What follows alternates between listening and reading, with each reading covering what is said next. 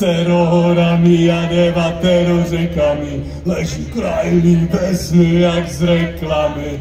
Tam pravdě pšenka nekvete, člověk zde vyvinul se z prasete.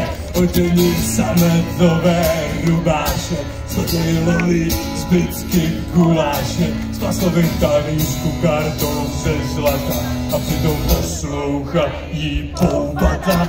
A tváře se tam nemění, pouze tituly a příjmeny, a doma peníze vystaví svou mordu u dálnice na billboardu. Potom řidič skutku tvrdý chleba má, půjď on the road a s lumpama, učí se všechna hesla z paměti a pak ty keci hustí do dětí.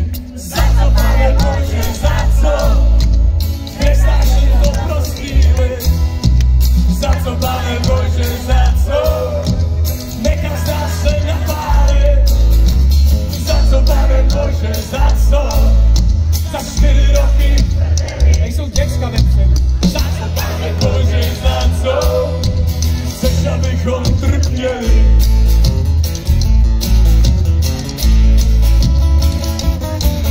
Mezi pány panuje věčná neschoda. Jeden přes vrchu, to žruby musí ze spoda, aby ho ochránil žice pod spoda. Ten kapitalistický moc s hrudama, tak jedni kránou pro lidi a druzí od lidí. Vypadne Ameriky se postul odklidí, hlavně dodržovat všechny zásady. Nejvíce špína, kydá zásady, hledá už tají svoji příslušnost. Za těch, co ve mně dělá hrubost, za slušnost, po 7 denní vyvodání předlohy. Živí papaláši hrající si na bohy, povinné školení pro všechny poslance. Lejce planého, že vadí lejce arogance a místo poletní debaty z prdu kulička. Ať skvědá naše zemička. Za co, Pane Bože, za co? Nestáš mi to prostýli. Za co, Pane Bože, za co? Nekazá se napálit.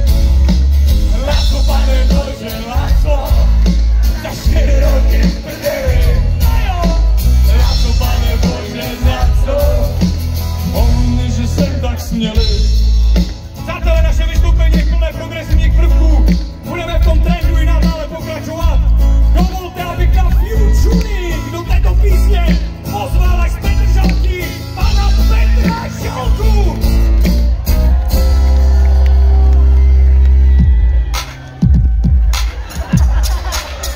Přátelé, děkuji.